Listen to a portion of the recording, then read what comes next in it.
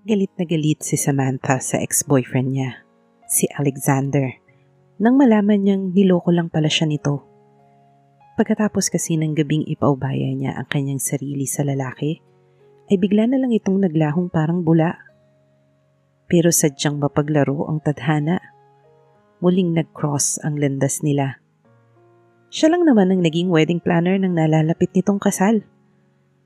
Sa tindi ng galit niya sa dating nobyo, ay nagawa niyang mag-iskandalo sa araw mismo ng kasal nito na naging dahilan para hindi matuloy ang kasal nito. Okay na sana, pero mali pala siya ng taong napaghigantihan. The man was not Alexander, but Matthew, her ex-boyfriend's twin. Kaya naman kinailangang pagbayaran ni Samantha ang kasalanang nagawa. Kailangan niyang magpanggap na asawa ni Matthew para makuha ng lalaki ang mana mula sa lola nito. Pero hindi niya inaasahan ang mga bagay na kayang iparamdam sa kanya ng lalaki. Para bang kaparehas ito ng gabing nakasama niya ang dating nobyo. And just when everything was okay between them, saka naman bumalik si Alexander. Dala ang mga lihim na hindi alam ni Samantha kung kaya niyang tanggapin. Magandang araw, Angels. Isang series story muli ang nais kong ibahagi sa inyo na siguradong magbibigay inspirasyon at kilig sa bawat isa.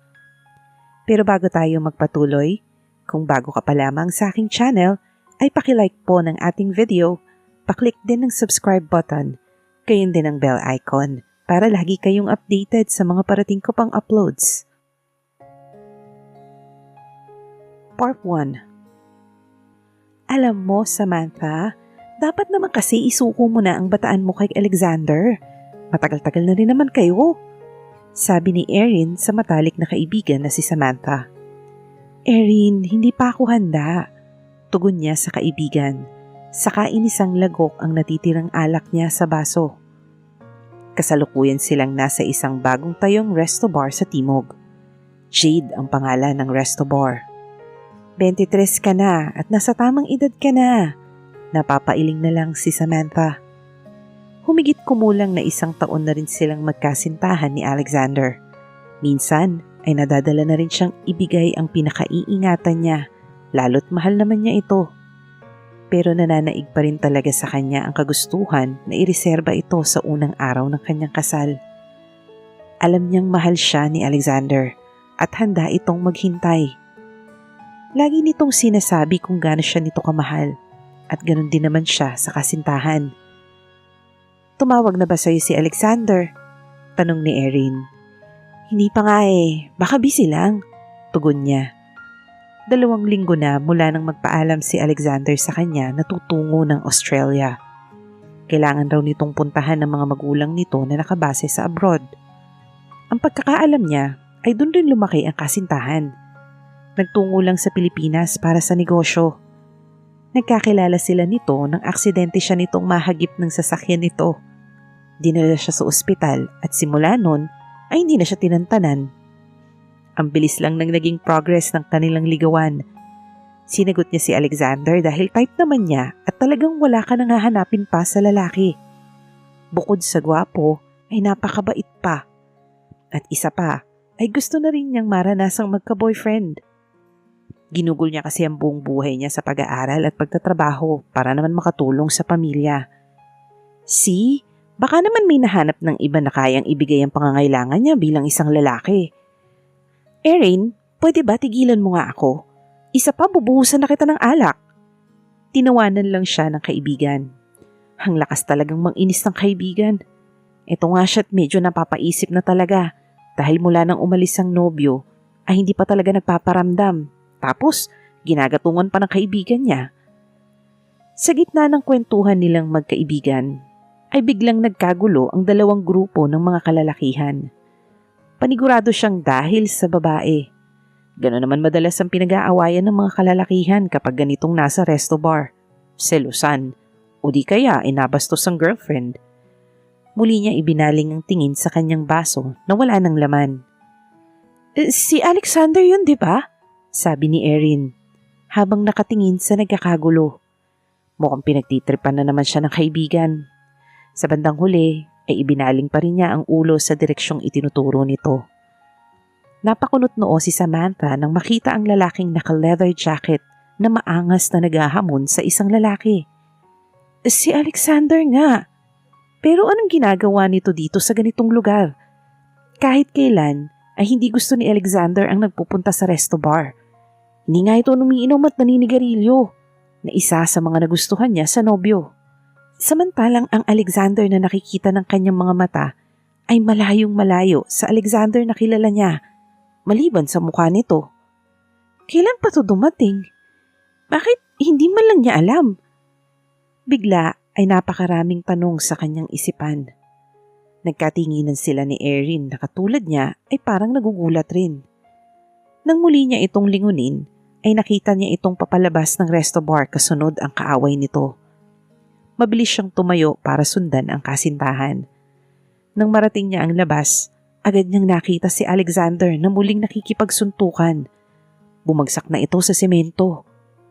Lumakas ang tibok ng puso niya nang makitang susuntukin ito ng lalaki, kaya matulin siyang lumapit at agad na lumuhod sa gilid ni Alexander at mahigpit niya itong niyakap. "Please, wag!" Sinubsob niya ang muka sa balikat ng nobyo. Napapikit siya habang inaantay ang susunod na mangyayari. Pero lumipas ang ilang segundo na wala namang kamaong tumama sa kanya o kay Alexander. Kaya tiningala niya ang lalaki na kasalukuyan ng inilalayo ng ilang kalalakihan. "Ano? Alika rito at makikita mong hinahanap mo," sigaw ni Alexander. Marahan niyang hinaplos ang nagpupuyos na mukha nito. Natigil naman ito at naniningkit ang mga matang tiningnan siya. Ilang sandaling naghinang ang kanilang mga mata bago itong umisi. Bigla nitong hinawakan ng batok niya at siniil siya ng halik sa labi.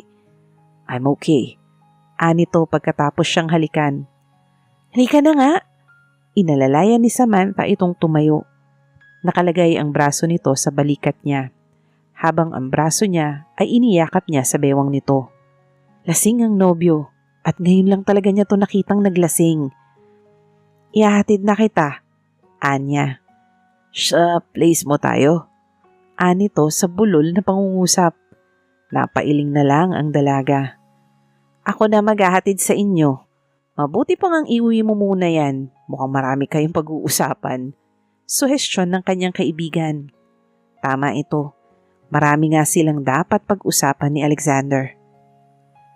Habang nasa biyahe sila patungo sa kanyang apartment, ay hindi niya mapigilan ang makaramdam ng kakaibang pakiramdam dahil sa ginagawa ni Alexander sa kanya. Nasa backseat silang dalawa habang si Erin ang nagmamaneho. Hinawakan ni Alexander ang kabila niyang pisngi at ipinihit paharap dito. "Saan mo ko dadalhin, babe?" Napapikit siya dahil sa paraan ng pagkakabigkas nito ng mga salitang animoy nakakadala. "Sa bahay ka muna," mahina niyang tugon. Parang hindi siya makahinga dahil sa sobrang lapit ng mukha nila. Hindi niya maintindihan kung bakit ganito kabilis ang tibok ng puso niya. Ngumiti ito at nagulat siya sa biglang ginawa ni Alexander. Hinalikan siya nito sa labi at hindi yun basta simpleng halik lang. They kissed like this often, but not in front of other people. Hindi ito dati nang hahalik sa kanya ng ganito sa harap ng ibang tao, katulad na lang ng ginawa nito kanina. Pero sa halip na itulak niya at pigilan nito, tinugon pa niya ng buong puso ang halik nito. Hindi niya maintindihan, pero parang kakaiba talaga itong humalik ngayon. Sa kanya ito itinulak nang marinig na ang pagbungis-ngis ni Erin. "Ibang klase palang nobyo mo kapag lasing," biro ni Erin at sinundan pa ng tawa. Nakagat na lang niya ang pang-ibabang labi niya dahil sa hiya. Nang marating nila ang kanyang apartment, agad niyang inalalayan papasok sa kanyang maliit na inuupahan si Alexander. Salamat at napagtagumpayan niya itong dalhin sa kanyang silid na hindi siya nababalian ng buto dahil sa bigat ng nobyo. Inihiga niya ito sa kama. Pinakatitigan niya ang binata. Ibang-iba talaga ito ngayon. Sa suot pa lang nito ay napakalayo na Kahit kailan ay hindi ito nagsuot ng ganitong kasuotan. Rugged. He looks arrogant and dominant. Punit-punit ang hapit na itim na pantalon na suot nito. Itim na t-shirt na napapatungan ng itim na leather jacket ang pang-itaas nito. Daig pa ang rockstar. Napabuntong hininga si Samantha, saka kumilos para alisin ang sapatos nito. Isang black cordon boots ang suot nito. Nang matanggal niya ang sapatos nito ay inayos naman niya ito ng pagkakahiga. Ay nako, Alexander! Ano bang nangyayari sa'yo? Wika niya habang sinisimulan namang tanggalin ang suot nitong jacket. Nang maalis niya ang jacket nito, tumambad sa kanyang paningin ang magandang katawan ng nobyo. Hindi niya maiwasan na humanga. Ano bang ginawa nito sa loob ng 2 linggo? At parang lumaki ng husto ang katawan nito. Marahan niyang hinaplos ang pisngi nito. Kapag kuwan ay pinagmasdan ang napakagwapong muka ng nobyo. Nagmulat ito ng mata at ngumiti at hinawakan ang kamay niya. Kukuha lang ako ng maligamgam na tubig at bimpo. Tumayo siya, subalit bigla na lang siya nitong hinila, dahilan para bumagsak siya sa tabi nito. Marahan nitong hinawi ang buhok niyang humarang sa kanyang muka. Bakit ba parang sobra ang paghuwala ng puso niya? Ilang beses na ba siyang nahalikan ng nobyo? Pero bakit parang estranghero ang kaharap niya ngayon? Alex, pero bago pa niya natapos ang sasabihin niya, ay nakalapat na ang labi nito sa kanya. At sa isang kisap mata, ay malaya na nitong nagagawa ang nais nito. Binubuhay ng halik nito ang isang pakiramdam na kahit kailan ay hindi pa niya nararamdaman. Mahal niya si Alexander at mahal siya ng nobyo. Siguro naman ay maaari na niyang ipaubaya rito ang kanyang pinakaiingatan. Muli ay hinalikan siya nito, nakusa niyang tinugon. Bawat dampi ng labi nito ay nagbibigay ng kakaibang init sa kanyang katawan. Di naman nila ang bawat isa ng may pagmamahal hanggang sa marating nila ang pag-iisa nila. Idinilat ng dalaga ang kanyang mga mata at nakita niya ang gulat sa mukha ni Alexander. Maingat itong humiga sa tabi niya at tinitigan siya. Marahan nitong hinaplos ang kanyang pisngi. Pinahid ang luhang lumandas sa kanyang muka. My God, it's your first. I'm sorry, babe. I didn't know. I'll be gentle now, he said, worried. Bago siya nito dinampian ng halik sa labi. Yumakap naman siya sa binata. Thank you, babe. Wika nito habang nakapikit. Napangiti ang dalaga at hinalikan ito sa labi. Kanina pa siya nagtataka kung bakit babe ang tawag nito sa kanya ngayon. Honey kasi ang tawag nito sa kanya dati. Pero parang mas gusto nga niya ang babe. Iniyakap niya ang braso sa katawan nito at masayang ipinikit ang mata. No regrets. She was happy. Very much happy. Samantha's hand clutched on the computer mouse as she looked at the monitor of her laptop.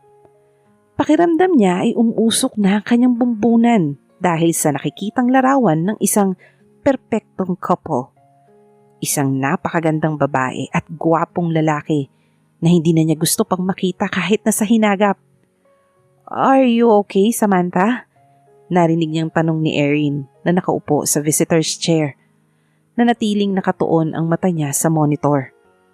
Anong oras sila darating? Tanong ni Samantha sa kaibigan na hindi man lang nagawang tapunan ng sulyap. Parang na-magnet na ang kanyang mata sa monitor. Their schedule is 3 o'clock, so anumang oras ngayon ay darating sila. Napasandal ang dalaga sa kanyang swivel chair. Samantha, I'm very sorry. Hindi ko alam na si Alexander ang groom ni Miss Mendoza. Iba kasi pangalan niya. Matthew Alvarez. Kung gusto mo, ako na lang ang haharap sa kanila. No, putol niya kay Erin. Haharapin ko siya. Ang walang pusong ex niya. Pagkatapos ng gabing ipaubaya niya ang kanyang sarili, 1 taon na ang nakararaan, ay bigla na lang itong naglahong parang bula. Nagising siya kinabukasan na wala na ito sa tabi niya. Pinuntahan niya ito sa kondo nito. Pero ayon sa nakausap niya, ay mahigit 2 linggo na ito